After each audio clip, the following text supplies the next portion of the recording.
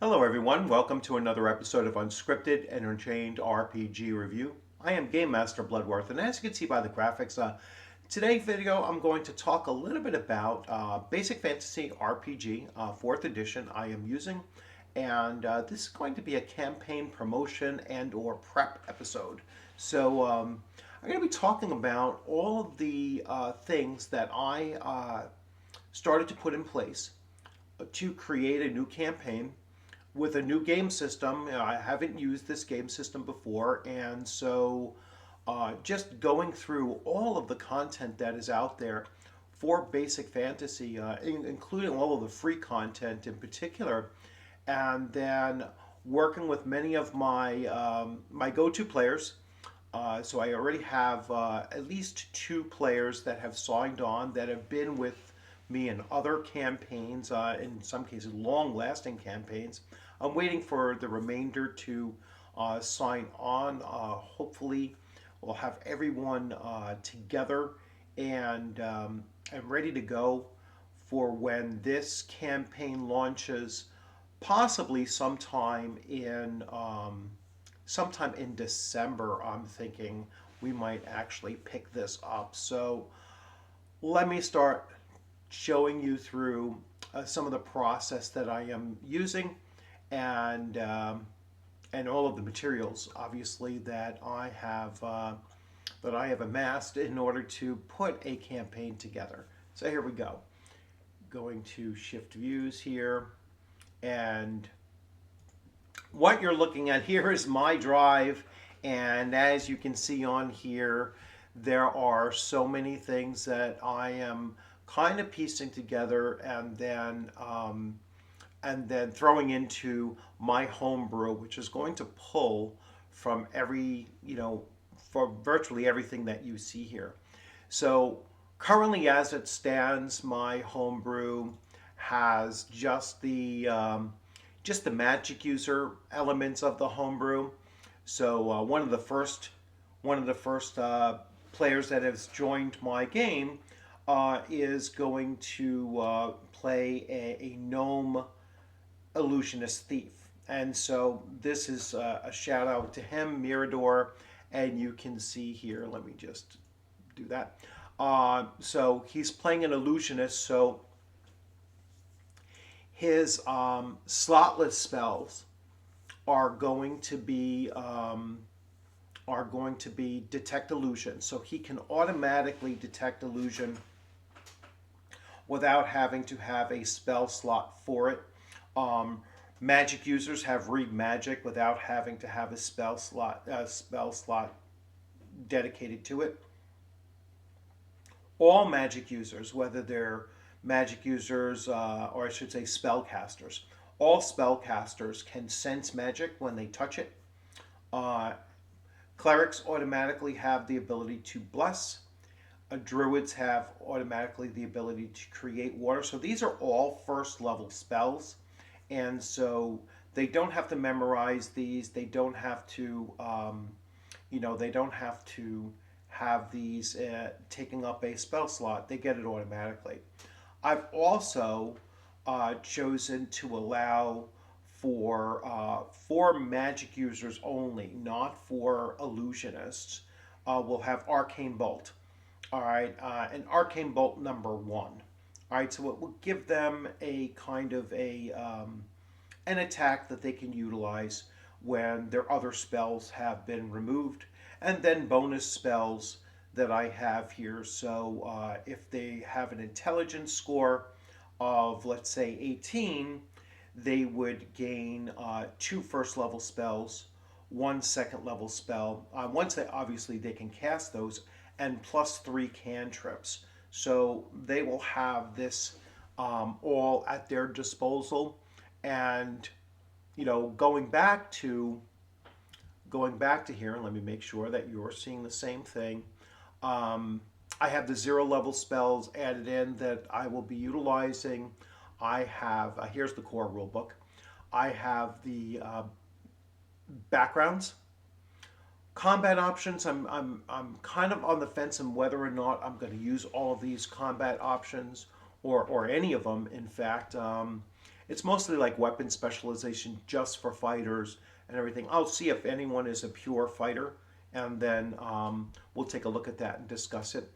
Druids I'm including. There's the equipment, Field Guide 1. I'll definitely use monsters and creatures from Field Guide 1. I'm not so sure about Field Guide 2. Gnomes I have included, and actually I already have a player character that is a gnome. Half humans I'm going to allow for just half elves and half orcs, not half ogres. Um, Illusionists, obviously including that. Um, the magic users options, which I've already included them in my homebrew. I will allow rangers and paladins. I really like the way that rangers are handled on here, and I'll go into detail with that later on. Um, then there are secondary skills, definitely using those.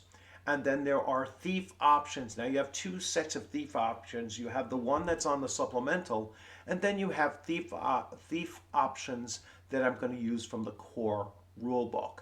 So there you have just some of the resources, and every one of these resources is free, from the Basic Fantasy role-playing game website, their Prime website. You just go to downloads, and you can download everything, including the core rulebooks, for free. So that was my first session, was just to try to get everything together that I'm thinking about using or may use, or definitely using, and putting it all into one place and starting to piece it together. So that's the first step in my process of, what am I actually going to use as a game system for this campaign, and then get those components put together. So now it's coming up with a setting and a theme and a location, a specific location for my upcoming campaign. So doing a little digging once again on the internet, I came up with. Well, let me get to the actual page that started me off on. Here it is. And let me bring it up. So I'm going to switch views now. Here you go.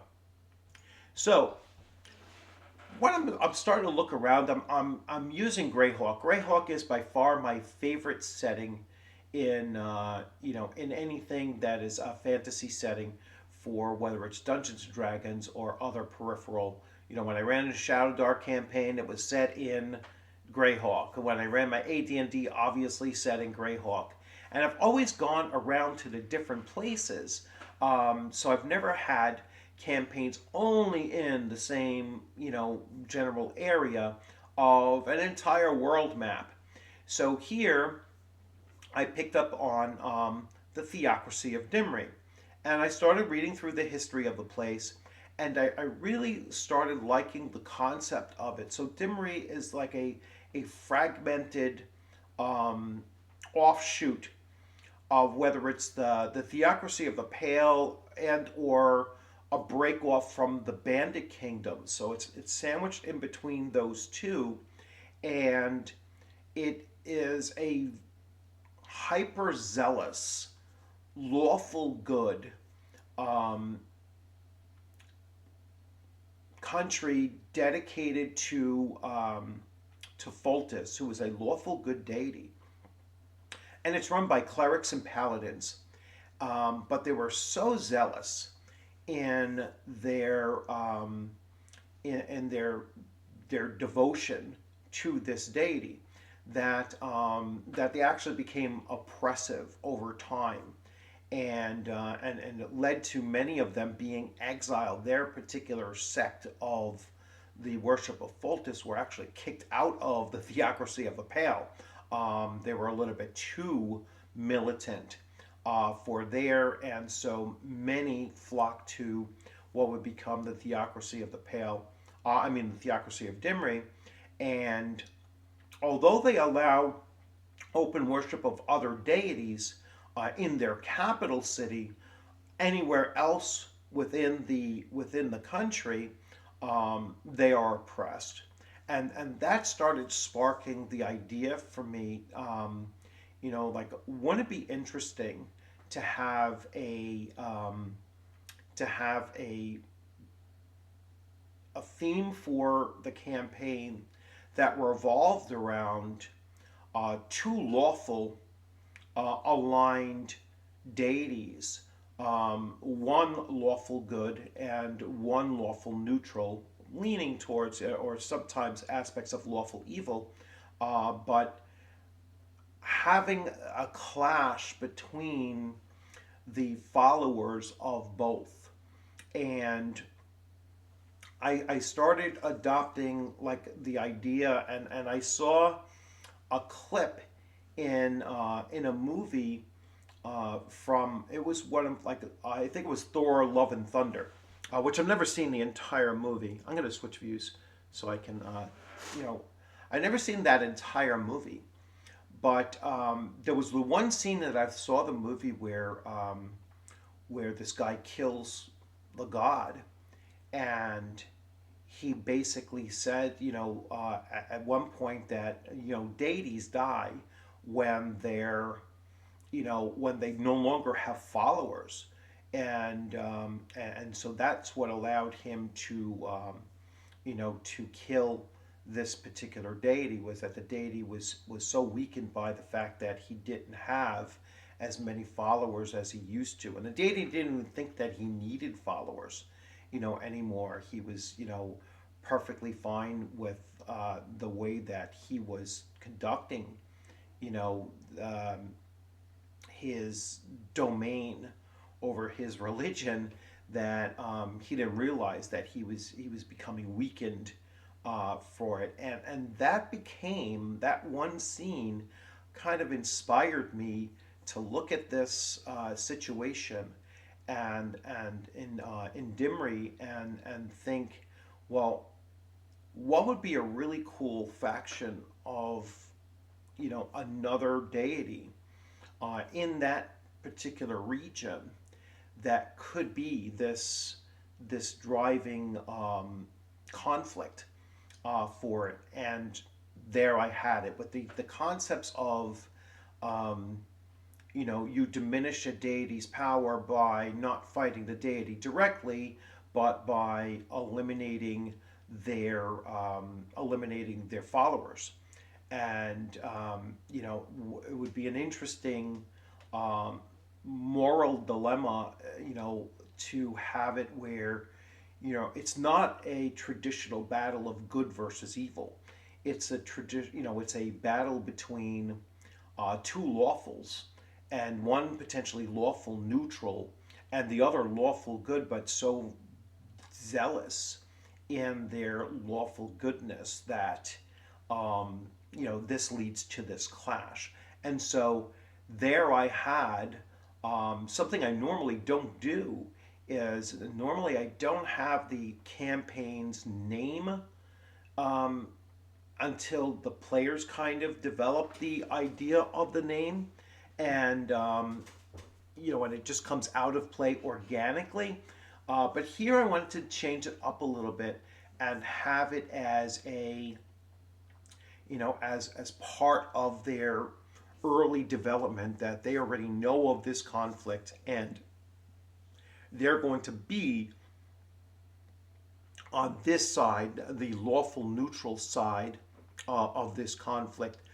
And not all of their adventures are going to be directly related to the core, but it will be a reoccurring thing that does come up from time to time, where they will receive from their patron, directions on, well, if you do this particular thing, it will advance our cause, even though they might not be directly fighting against the forces of the lawful good, zealotry. So that's where I started piecing it together, and I jumped to Roll20 and started to put together the campaign on Roll20, and we'll go take a look at that now. So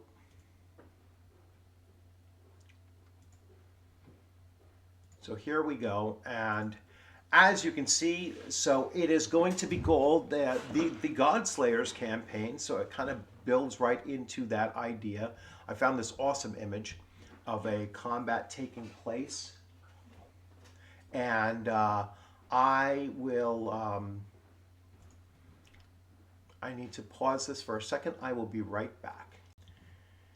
And I'm back. Sorry about that interruption. So here I start having the layout of what the campaign theme is.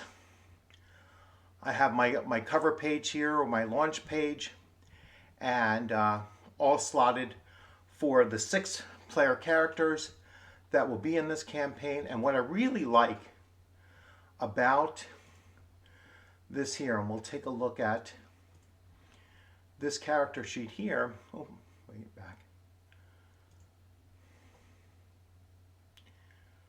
Let's go here. Let's go here. So what I really like, and let's make sure that we are looking at the right page.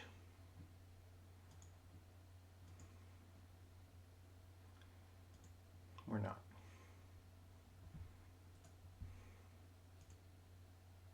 There we go. So, so here we have a character sheet, and what I really like Basic Fantasy's character sheet on on this. So it really lays everything out well. I like the fact that just how it's organized. So you have your main, which gives you just the raw details that you need to know. All right. Then we have, wow, you can actually roll the hit points to do, which I've never seen that before. So they actually have these things to, to put your notes in and everything, and you can roll this, I guess, to roll your hit points, or is it just a constitution check? Might just be a constitution check. But anyway, you have your main, then you have your abilities. And so this is a thief illusionist, so he's going to have his thief abilities tucked in here. Then combat and his weapons, his so his weapons. Then he has his. He doesn't have his. Oh, he does have armor. Yeah, here's his armor and such. His spell book. So, and this player has already started to populate, I believe, his spell book. So, yeah, here's animate tool. Here's mage hand. Here's open and close. And here's summon vermin. So he has his 4. He might be eligible for more than that. His first level spells. He has set up already read magic, which is one that he's has in his spell book. Might not be the one that he's saving up. Color spray, mirror image, detect illusion. That is his innate ability as an illusionist, and he shouldn't have any second level yet. So this player's actually quite along the way. He has a special tab now for his for his equipment and his current load, and we'll see what his light load and heavy load limits are. We'll make those adjustments and everything. I probably will be a little bit more focused on keeping track of such a thing. Then options, his background is merchant, and he has to put his secondary skills in there. Wow, we switched over there really fast. Or you could do show all, which shows you the entire page. It keeps on flipping. So here's show all, and you can see everything about this character in just one scroll. And the PC, well, he's a PC, so I don't know why they switched that from PC to MPC. But anyway, so really, really impressive character sheet that is on Roll 20. Probably one of my favorite. Did he do his bio yet? No, he just did his picture so far. So looking forward to seeing how this character develops now. The next thing, and I'll switch views again. The next thing that I'm going to start doing, and I've already started talking to the players about this, is that I'm going to bring them together, differently than I've done in the past. The first thing that they're going to do is, since they, at least one of the players didn't want to start off with a first level character. What she wanted to do was, she said, I'm tired of just doing that first level character grind kind of thing that we've done over and over. And she's been with me for a little over 3 years now. So it's not surprising that, she doesn't want to start another campaign at first level again. But what I'm going to do with this particular one is that, she also made a suggestion of everyone should have like a hidden goal, like hidden from the other players, and a goal for the other players, and one that has some connection to the overall campaign, but then also maybe their own personal things as well, and only I and the player, the individual player, will know about these, unless she or the others choose to reveal what those goals are for their characters. So it got me thinking, there's a way that I can integrate them, in a unique way that I haven't done before. And that is to have them do maybe a 3-part solo adventure that we will do at any time. It won't have to be the set time of the official campaign start.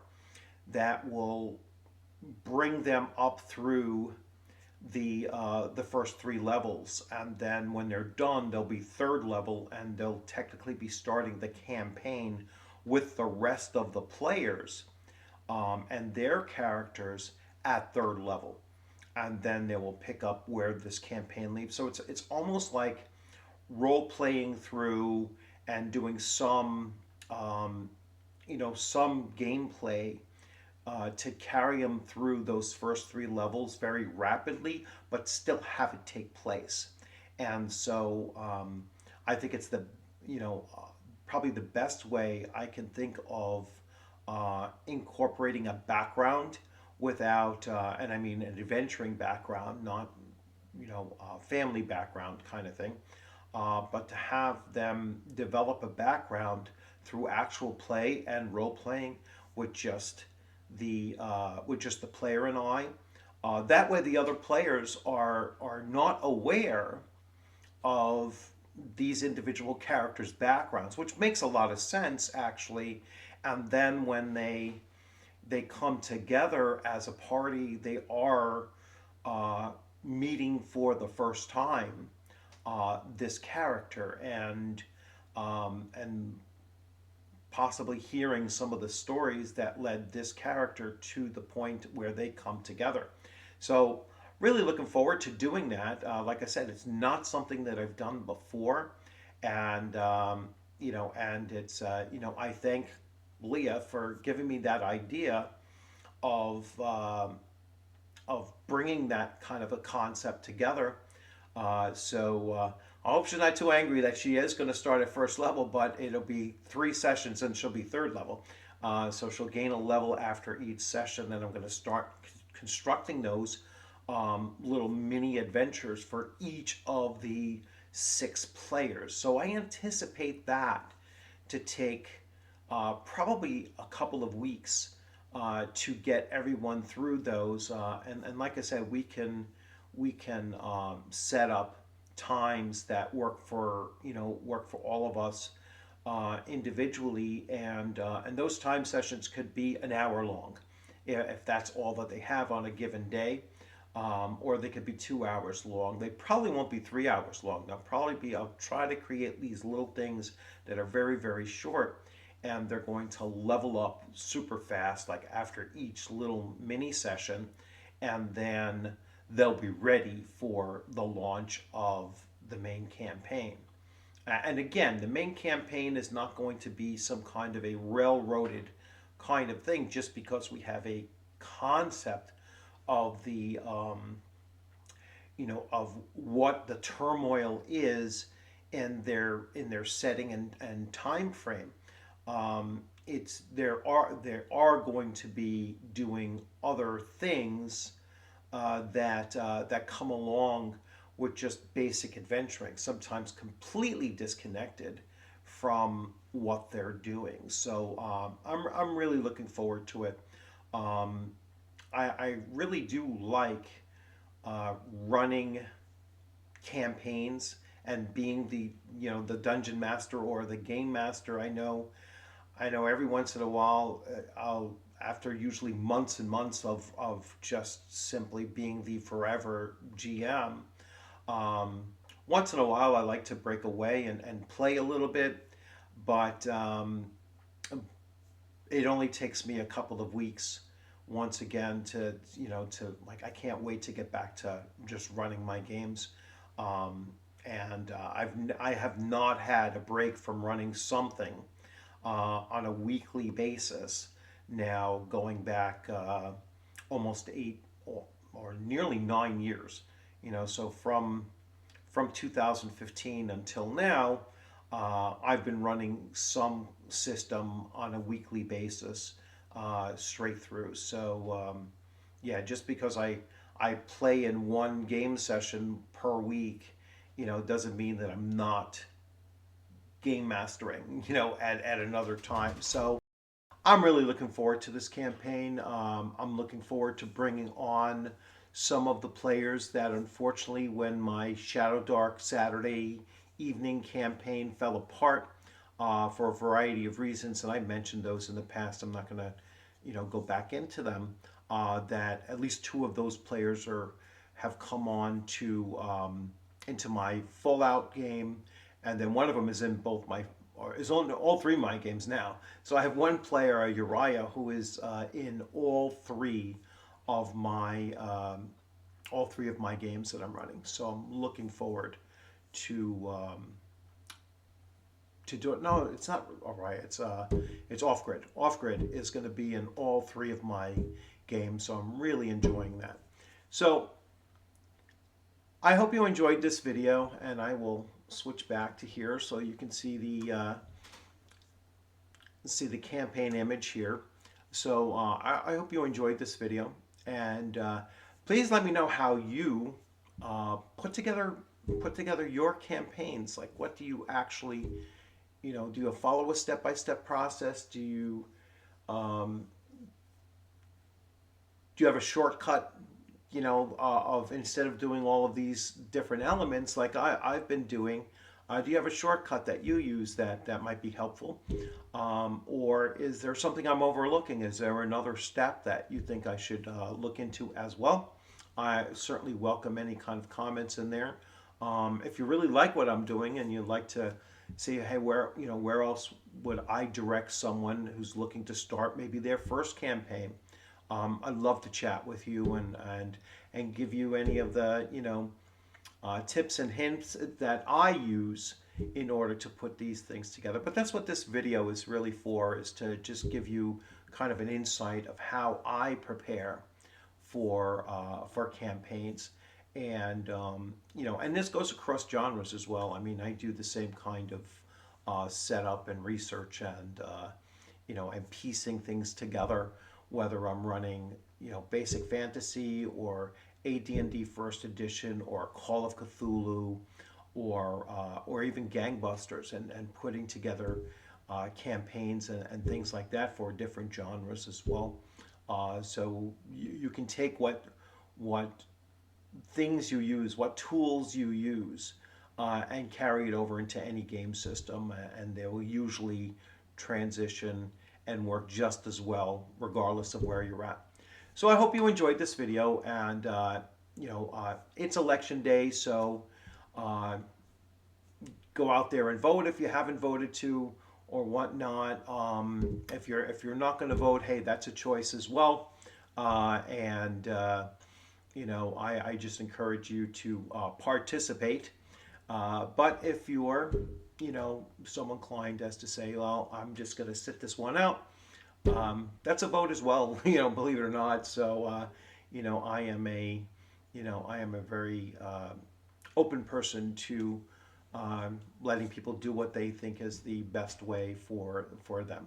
So, you all have a great one and take it easy. I will see you on the gaming screen or at a convention sometime soon. Or at least I certainly hope so.